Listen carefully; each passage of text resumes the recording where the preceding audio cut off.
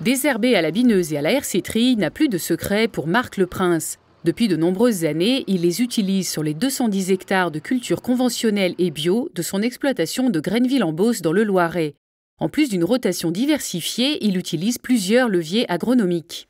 Sur les céréales d'hiver, on va dire au printemps, je regarde le salissement des parcelles. S'il y a besoin, s'il y a vraiment un salissement important, je fais déjà un passage des hersétries. Et puis plus tard, soit je reviens avec une herséterie ou une bineuse, suivant l'ancrage un peu des adventices et puis le développement de la culture. Pour le binage de ses céréales bio, Marc Leprince a acheté une bineuse à betterave de la marque Sicama qu'il a modifiée pour obtenir un écartement de 18 cm adapté au semoir à céréales. Donc les roues du tracteur, elles passent ici.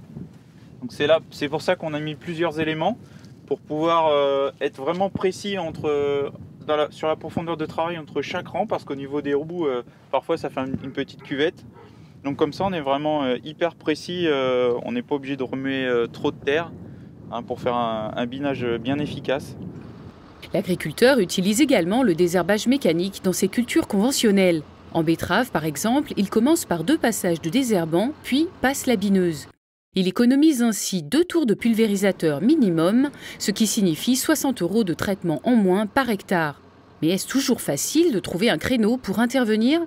Une fois que le sol est bien ressuyé, on peut intervenir toute la journée durant. On n'est pas limité comme en pulvérisation à des conditions d'hygrométrie ou de vent. Dès que les conditions de sol sont favorables, on peut y aller n'importe quand. Ça prend beaucoup de temps ? Évidemment, surtout le binage, c'est un peu plus consommateur de temps que la pulvérisation, parce qu'on a des débits de chantier qui sont quand même pas très élevés. Mais bon, après, on y retrouve sur notre santé. C'est plus d'heures de tracteur, mais c'est agréable à faire.